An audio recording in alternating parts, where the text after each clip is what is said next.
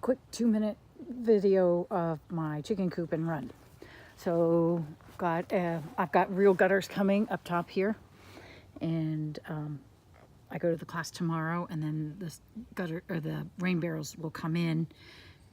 So I'll have my own water supply, or partially some water supply down here.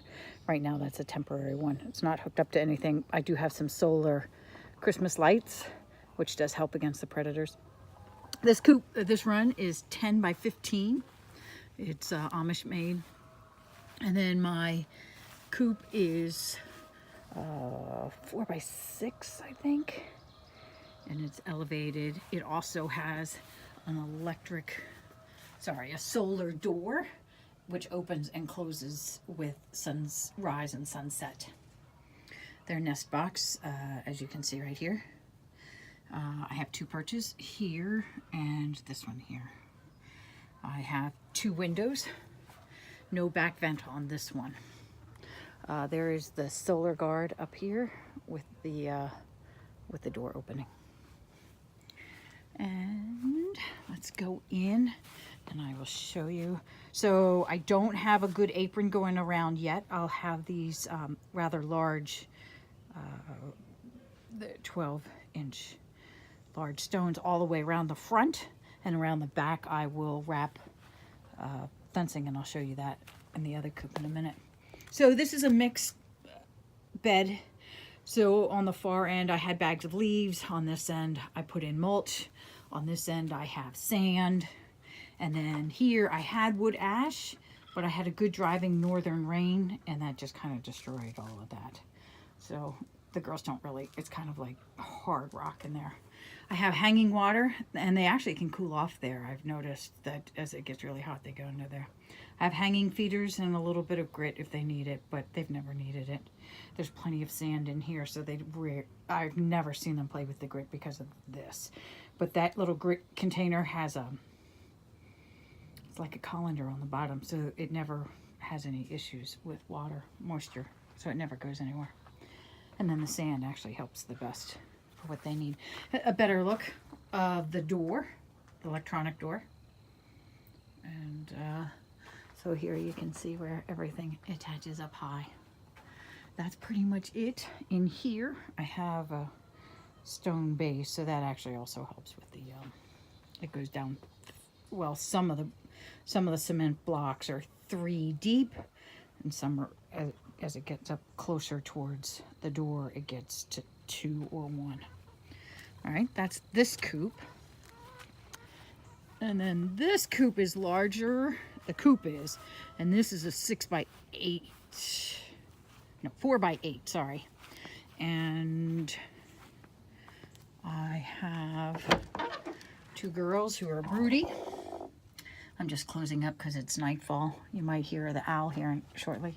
I have 2 large windows, and then I have the back vent window. I also have another electronic window or door, solar door. I have a secondary door on both coops if I want extra protection during the winter.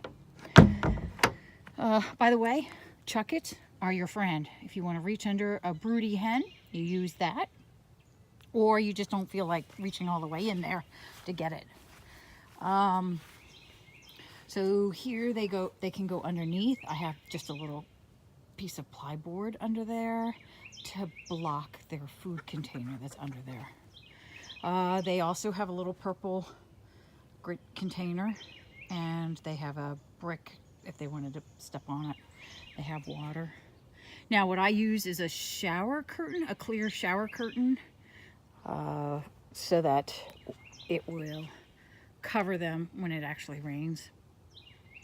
It's actually worked really remarkably well. I'm very pleased with the shower curtain theory. It's clear plastic, keeps them dry when it's raining, but I can still see in, and it gets good airflow going through. I have an extra puppy playpen that I push up against the door. I have a severe problem with predators. If I didn't have my black lab mutt, I wouldn't be able to have chickens at all. Here's my apron that I was talking about before around this coop. It starts out at less than a ½ inch in the closest to the coop, and then it ends up to being 1 inch square, and that's about 2 feet out. That's more than any animal I know will ever dig that far in. So, what else? What else? In there you can see the electronic door again. This is my favorite coop, but that's of course my favorite run. This one will be getting a new run, hopefully in this fall. We'll get new gutters. I will take care of the apron going around that, and then that one is pretty much essentially done. This one is my next project, and I'll start working more on that. And then I'm going to start re-landscaping. Currently I have peonies, gladiolas, irises, chives in the pots. Daffodils were growing. I have not put up the bowl for my antique bird bath. This is a Miss Kim lilac, which is just getting ready to bloom. You might be able to see a few in there. And just pansies there. So that's pretty much it. I can't think of anything else. So let me know what you think. Bye, guys.